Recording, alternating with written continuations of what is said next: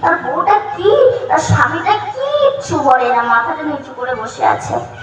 শেষে যখন বাজে বাজে কথা বলে গালাগালি দিয়ে চলে যাচ্ছে, সেই সময় স্বামী তার বউয়ের পা দুটো জড়িয়ে ধরে বলছে, ও তুমি যেও না গো, আমি কাজটা জব্দ করবো গো, তুমি যেও না গো।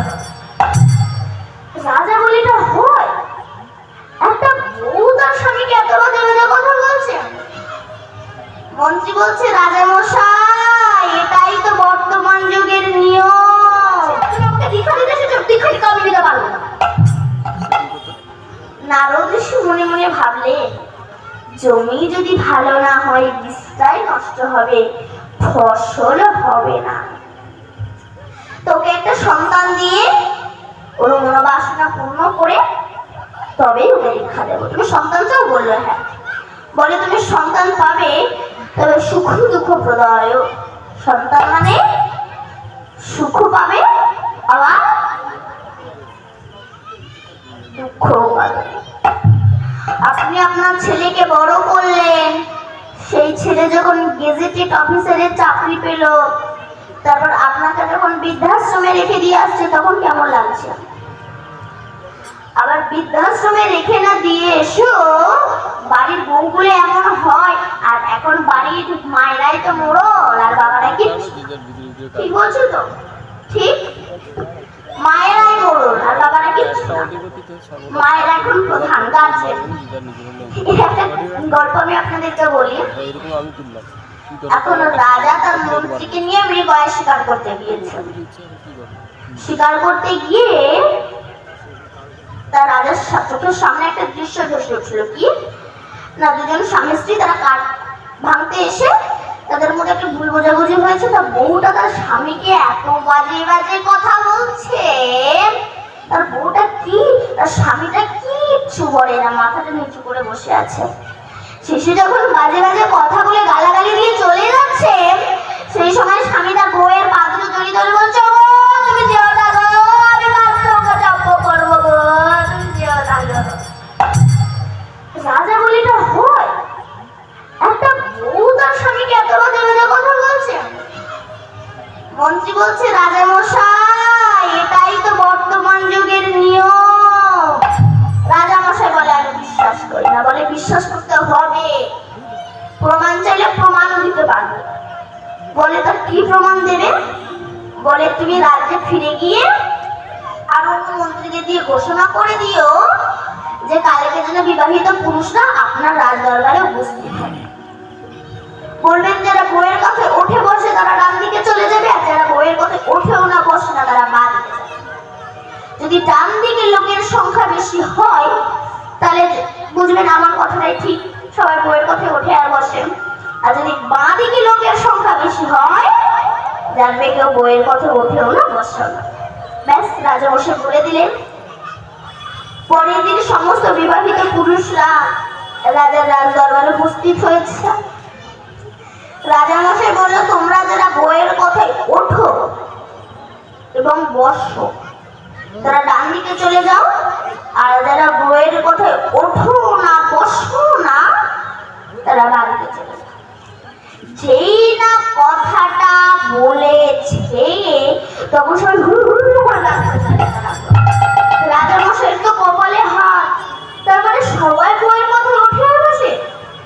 শেষে দেখছে বাঁদিকে একজনের জীর্ণ শীর্ণতা সারা গা মিলে 250 গ্রাম মাংস হবে কিনা ঠিক ঠিকানা নেই। রাজামশাই এসে বলছে, তো তার মানে আপনি বইয়ের কথা ওঠে না বসে না? আচ্ছা রাজামশাই, আপনি কি করে বুঝলেন আমি বইয়ের কথায় উঠে না বসি না? বলি না, তুমি বাঁদিকে রয়েছে ওর জন্য বললাম। বলে, ও মহারাজ, এই ব্যাপার, তাহলে শুনো। আমি যখন আসছিলাম আমার বউ আমাকে বলে দিয়েছে, শোনো, তোমার তো এই চেহারা, তা যেদিকে বেশি ভিড়ভাড়টা হবে, ঠেলাঠেলি হবে, তুমি সেই দিকে যাবে না। তাই আমি বউয়ের কথা শুনেই পা দিকে হয়ে গেছে। তারপরে সবাই বউয়ের কাছে ওঠে আর বসে। আচ্ছা, আপনাকে এই যে বৃদ্ধাশ্রমে রেখে দিয়ে আসছে, এদিকে শুধু সন্তানদের দোষ, বাবা মা দোষ নেই? অবশ্যই আছে বাবা মায়েদের দোষ। আপনি যখন বেড রেস্ট ছিলেন, ডাক্তার বলে দিয়েছেন বেড রেস্টে থাকো। বেড রেস্ট মানে কি বলুন তো, জানেন? আমার মায়েরা জানে। বেড রেস্টে আছেন, এখন ভীষণ বড় এক টিভি দেখছেন আর কষা মাংস ছিঁড়ে ছিঁড়ে খাচ্ছেন। তা আপনার গর্ভে কেমন ছেলে জন্মগ্রহণ করবে? কেমন ছেলে জন্মগ্রহণ করবে? আর শাড়িটা খুলে স্বামীকে দিয়ে বলছেন একটু ধুয়ে দাও না গো, কি সুখ, এখন আমি একটু আরামে আছি। প্লেনে যেমন এয়ারপোর্ট ছাড়া নামে না, তেমনি বহু পরমাত্মা বাতাসে ঘুরে বেড়াচ্ছে, এরা ভালো জায়গা পাচ্ছে না বলে এদের জন্মই হচ্ছে না। তো চিত্রকেতু রাজার 1000টা বিবাহ করার পরে ছোট রানীর গর্ভে একটা সন্তান হয়েছে। এখন তার একটু যত্ন বেশি হবে, মানে তোমাদেরকে দেবে চাউমিন, একে দেবে এগ রোল। চিত্রকেতু রাজা ছোট রানী ছাড়া কিচ্ছু জানে না। ও গো, তুমি কোথায় গেলে গো? তুমি আমার বংশ উদ্ধার করলে, তুমি আমার ছেলে দিলে, কত কথা। আর বড় হবে একটার জন্য আমাদের জন্মখাটি নষ্ট হয়ে যাবে, ওই বাচ্চাটাকে মেরে ফেলতে হবে। দুধের ভিতর কালোপুর বিষ মাখিয়ে দিল, বাচ্চাটাকে যখন খাওয়ালো মারা গেল। বলুন তো, এত কষ্টের সন্তান যদি মারা যায়, সে বাবাকে আর বাবা থাকতে পারে? পাগল হয়ে গিয়েছে। ছেলেকে বুকের ভিতরে ধরে হাওয়া করে কাঁদছে। এমন সময় নারদ ঋষি এসেছে। জয় হোক বলে, জয়া দিতে হবে না, আমার সর্বনাশ হয়ে গিয়েছে। বলে, তোমার কি সর্বনাশ হয়েছে? আপনি কি দেখতে পাচ্ছেন না? আমার ছেলে আর নাই। বলে, কি তোমার ছেলে নাই? ওই তো তোমার ছেলে। অরে বাবা নারদ ঋষি, আপনি কি পাগল? ও ছেলে, কিন্তু ও তোমাকে আর বাবা বলে ডাকছে না, কথা বলছে না, চলছে না। তার ওই ছোট্ট দুটো হাত দিয়ে আমাকে আমার গলাটা জড়িয়ে ধরছে না। ও নারদ ঋষি বলছে, ও আচ্ছা, ওকে যে চলাতো, ফেরাতো, নাচাতো, কথা বলাতো, তুমি তাকে কোনোদিনও দেখেছ? বলে, না তো। বলে, তুমি পাগল, তো তুমি সন্তান চাও? বললেন, হ্যাঁ। মন্ত্রপুত জল ছিটিয়ে দিলেন, সন্তান উঠে বসলেন। কে ডাকে আমায়? বললো, তোমার বাবা ডাকছে। বলে, কোন বাবা ডাকছে? বলে, বাবা মার কথা হয়। বলে, 80 লক্ষ জনিত ভ্রমণ করে 4 লক্ষ মানব জন্ম পেয়েছি। যত মানব জন্ম গ্রহণ করেছি, একটা করে বাবা পেয়েছি। কোন স্ত্রী আর কোন নাম্বার বাবা? বলে, তোমার চিত্রকেতু বাবা। তখন সেই বাচ্চা শিশুটা কি বলছে জানে? বাবাকে বলে দাও, বাবা যেন আমার জন্য না পারে। কারণ 2000 টাকার নোট, 500 টাকার নোট যতই গুছিয়ে রাখো জানবে ব্যয় করার জন্য, ঠিক তেমনি সন্তানকে তুমি যতই মানুষ করো জানবে জমকে দেওয়ার জন্য মৃত্যু সবার হবেই হবে। চিত্রকেতু রাজার কৃষ্ণ ভক্তি জন্মালো, স্বর্গ থেকে স্বর্ণ রথ এলো। সেই রথে করে নারদ ঋষি দীক্ষা দিলেন। সেই রথে যখন চিত্রকেতু রাজা স্বর্গধামে যাচ্ছে, যখন কৈলাসের ওপর দিয়ে যাচ্ছেন, সেই সময় দেখলেন কৈলাসপতি শিব দুর্গা করে বসিয়ে তত্ত্ব কথা বলছে। তখন চিত্রকেতু রাজা বলে, এই যে বুড়ো শিব, তুমি বুড়ো হয়ে গেছো, তোমার মতিভ্রম জাগিয়েছে নাকি? এই এত লোকের মাঝে তুমি বউকে কোলে নিয়ে আছো? শিব বৈষ্ণবকে অবৈষ্ণবের ক্ষমা জ্ঞান থাকে। শিব ক্ষমা করলেন, কিন্তু দুর্গা ক্ষমা করলেন না। দুর্গা বলল, চিত্রকেতু, তুই এত বড় স্পর্ধা, তুই আমার স্বামীকে অপমান করলি। অভিশাপ দিচ্ছি, তুই দৈত্য কুলে জন্মগ্রহণ করবি। বলল, তোমার দেবতাদের গুরুদেবের নাম কি? দেবগুরু বৃহস্পতি। বৃহস্পতি যখন মর্তে এসেছিল, ইন্দ্র ভীষণ নৃত্য করছিল। গুরুদেবকে দেখে সম্মান দিলেন না। গুরুদেব স্বর্গরাজ্য ত্যাগ করে চলে গেলেন। যখন স্বর্গরাজ্যগুলো শূন্য হয়ে গিয়েছে, তখন সমস্ত দানব দানবী, রাক্ষস রাক্ষসের স্বর্গরাজ্যকে টার্গেট করল। তখন সমস্ত দেবতা মিলে ভগবানের শরণাপন্ন হলো, হে প্রভু, আমরা কি করব? আমাদের স্বর্গরাজ্য তো পুরো শূন্য হয়ে গেল, এখন কি করি আমরা? তখন ভগবান বললেন, তষ্ঠা মুনির পুত্র বিশ্বরূপকে বসিয়ে দাও। বিশ্বরূপকে বসিয়ে দিলেন। বিশ্বরূপের মা ছিল দৈত্যের কন্যা, মানে এর মামারা ছিল দৈত্য। স্বর্গে যা যজ্ঞ করে তার ভাগ দৈত্যদের দেয়। ইন্দ্র দেখতে পেয়ে বজ্র দিয়ে ওই বিশ্বরূপের 3টে মাথা কেটে দিয়েছিল। এই বিশ্বরূপের 3টে মাথা, এটা হচ্ছে চাতক পাখি, এটা হচ্ছে চড়ুই পাখি, আর এটা হচ্ছে তিথির পাখি। যখন 3টে মাথা কেটে দিল, অষ্টামুনি রেগে আগুন হলো। তিনি হোমযজ্ঞ করলেন। হোমযজ্ঞ করে যেই আহুতি দিলেন, ভীষণ এক দৈত্যের সৃষ্টি হলো, যার নাম হলো বৃত্রাসুর। বলো তো, এই বৃত্রাসুর কে ছিল? দুর্গা কাকে অভিশাপ দিয়েছিল? চিত্রকেতু রাজাকে। কি অভিশাপ দিয়েছিল? অসুর হয়ে জন্মগ্রহণ করবেন। এই যে চিত্রকেতু রাজার কথা বলছিলেন না, এই সেই চিত্রকেতু রাজা দুর্গার অভিশাপে বৃত্রাসুর অসুর হয়ে জন্মগ্রহণ করেছেন। অসুর হয়ে সারা স্বর্গরাজ্যে একেবারে ঝাঁপিয়ে বেড়াতে লাগলো, তাতে কিছুতেই মারা যায় না। যখন সমস্ত অস্ত্র বিফল হয়ে গেল, তখন সবাই মিলে ভগবানের শরণাগত হলেন। তখন ভগবান বললেন, দধিচি ঋষির অঙ্গের হার দিয়ে অস্ত্র বানাও, ওই হারে ওই অস্ত্রে তোমরা বৃত্রাসুরকে মারতে পারবে। ব্যাস, সমস্ত দেবতা মিলে গেলেন দধিচি ঋষির কাছে। যাই হোক, দধিচি ঋষির যাই হোক। হে দেবতাগণ, এখানে কেন এসেছেন?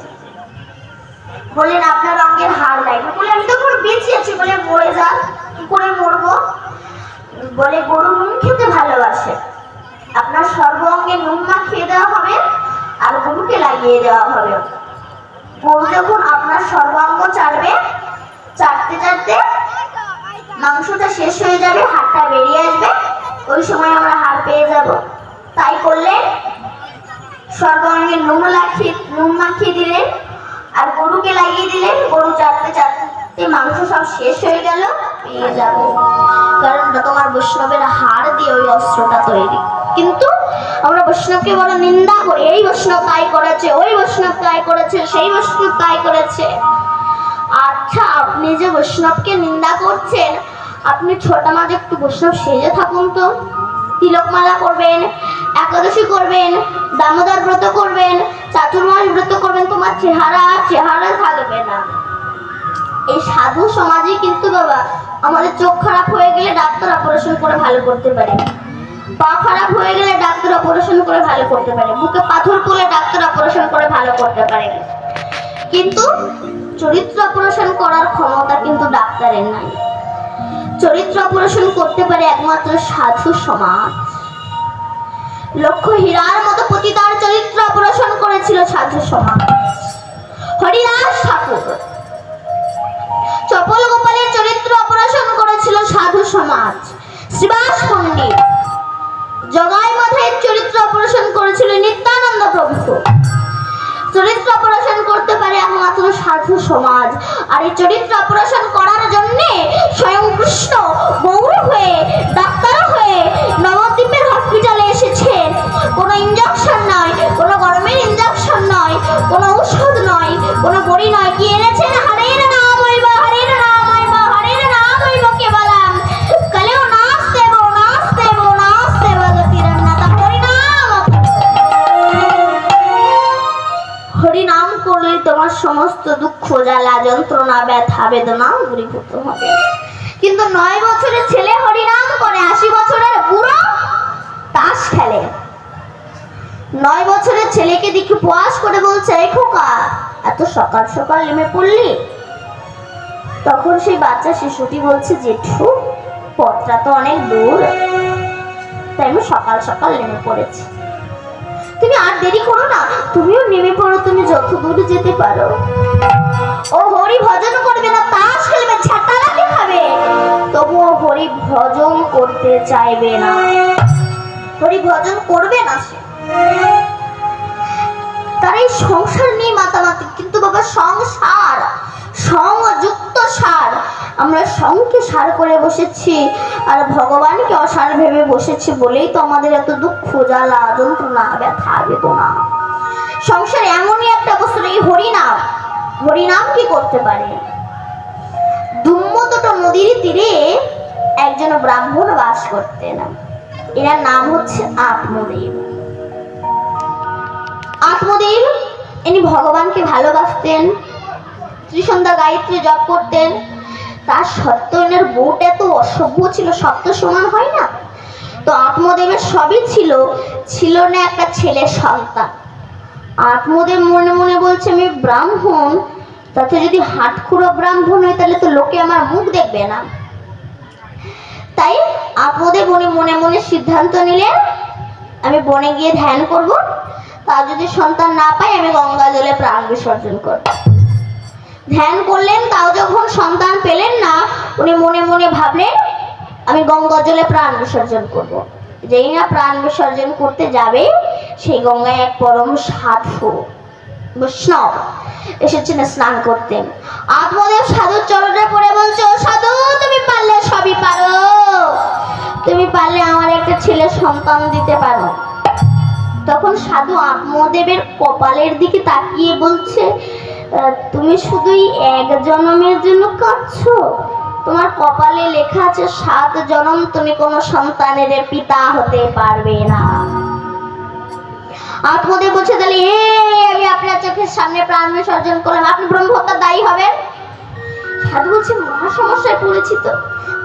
আচ্ছা দাঁড়াও দাঁড়াও দাঁড়াও, একটা ফল মন্ত্রপুত করে দিয়েছে, এটা তুমি তোমার স্ত্রীকে খাওয়াবেন, তুমি তখন বাবা হতে পারবে। আত্মদেবের মুনিয়ার আনন্দ ধরে ফলটা হাতে নিয়ে ছুটতে ছুটতে আসছে। এখন আত্মদেব এনার বউয়ের নাম ছিল ধুন্ধুরি, যেমন নাম তেমন কাজ। আত্মদেব আছে, ধুন্ধুরি ও ধুন্ধুরি। ধুন্ধুরি বলছে, বলুন কি হয়েছে হে স্বামী? বলে, এই ফলটা তুমি খাও, এই ফলটা খেলে তোমার সন্তান হবে, তুমি মা হতে পারবে, আমি বাবা হতে পারবো। ও মনে মনে বলে, এই ফল আমি খাবো না। কেন? এই ফল খেলে ঢাকনি আমাকে ঘুরে বেড়াতে হবে, এই ফল আমি খাবো না। ওই ফলটা গরুকে খেতে দিয়েছিল। তা পাশের বাড়ির বান্ধবীর বাড়ি গিয়ে বলছে, জানিস আমার স্বামী একটা আমাকে ফল এনে দিয়েছে, ওটা খেলে আমার সন্তান হবে। বলে, তা খা না। বলে, না আমি খাবো না। ধরো হঠাৎ আমাদের বাড়ি ডাকাতের দল পড়লো, সবাই ছুটে পালাবে, আমি কি পালাতে পারবো? আমি যেতে পারবো। ধরো হঠাৎ শুয়ে রয়েছে, হঠাৎ আমাদের বাড়ি আগুন, সবাই ছুটে পালাবে, আমি কি ঢাক নিয়ে ছুটে পালাতে পারবো? আমাকে ওখানেই পুড়ে মরতে হবে। মানে শয়তান লোকের যা বুদ্ধি, ওখানে আমাকে পুড়ে মরতে হবে। বলে, তা যা, তোর যা ইচ্ছে তাই কর। এখন ধুন্ধুরি, ওর বোনের নাম ছিল সুন্দরী।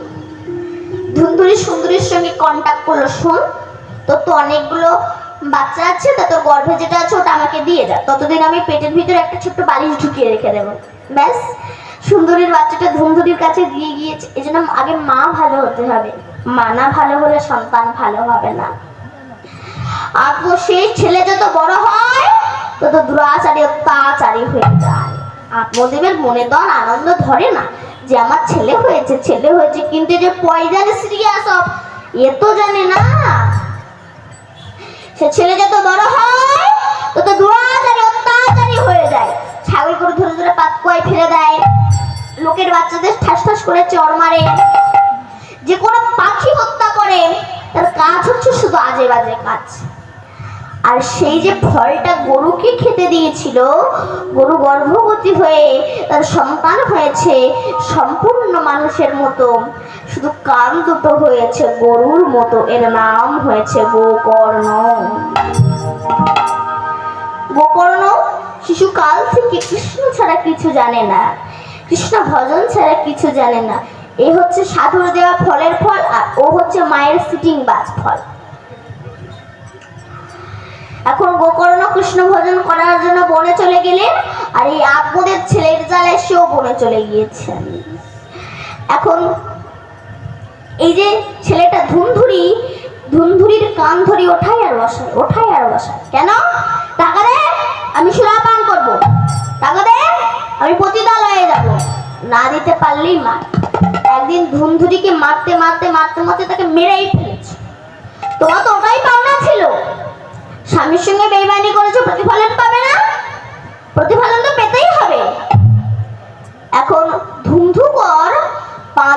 পতিতা মেয়েকে বাড়িতে পুষেছে। এখন তাদের খেতে দেওয়ার জন্য বাবার যে সম্পত্তি সব তো নষ্ট করে ফেলেছে। এবার চুরি করে বেড়াই, ডাকাতি করে বেড়াই, ছিনতাই করে বেড়াই। সেই 5 জন পতিতা মনে মনে ভাবলো, দেখ ওর সঙ্গে যদি আমরা থাকি আমাদের জেল খেটে মরতে হবে। তাই কি করলেন, কাঠের মাথায় আগুন ধরিয়ে ওই জ্বলন্ত আগুন ওই ধুন্ধুকরের মুখের ভিতরে ঢুকে তাকে মেরে ফেলেছে। এখন তার আত্মা তো সদ্গতি হলো না। গাছে গাছে পাতায় পাতায় অমাবস্যার রাত্রিতে জল দাও জল দাও জল দাও বলে কাঁদে। গ্রামের লোক অসুস্থ হয়ে গিয়েছে। এখন একদিন সিজি গোকর্ণ মানে দাদা গ্রামে ঘুরতে এসে শুনতে পাচ্ছে, দাদা আমি তোমার ভাই ধুন্ধুকর, তুমি আমাকে বাঁচাও। ধুন্ধুকর তো বৈষ্ণব মানুষ ছিল, বৈষ্ণবের তো ক্ষমা জ্ঞান থাকে। যে বৈষ্ণবের ক্ষমা জ্ঞান থাকে না সে প্রকৃত বৈষ্ণবই হতে পারে না। তখন গোকর্ণ কি করলেন, 7টা গাঁটওয়ালা বাঁশ পুঁতে দিলেন, যার ভিতরে ধুন্ধুকরের আত্মা ঢুকে আছে। উনি ভাগবত সপ্তাহ করলেন। একদিন করে ভাগবত হয়ে যায়, টমাস করে একটা করে গাঁট ফেটে যায়। 7 দিন ভাগবত হয়ে গেল, 7টা গাঁট ফেটে গেল। ধুন্ধুকরের জীব আত্মাটা বহির হলো, স্বর্গ থেকে স্বর্ণ রথ এলো, ওই রথে গিয়ে পরমাত্মার সঙ্গে বিলীন হয়ে গেল। সেদিন গোকর্ণ বলেছিল যে যত বড়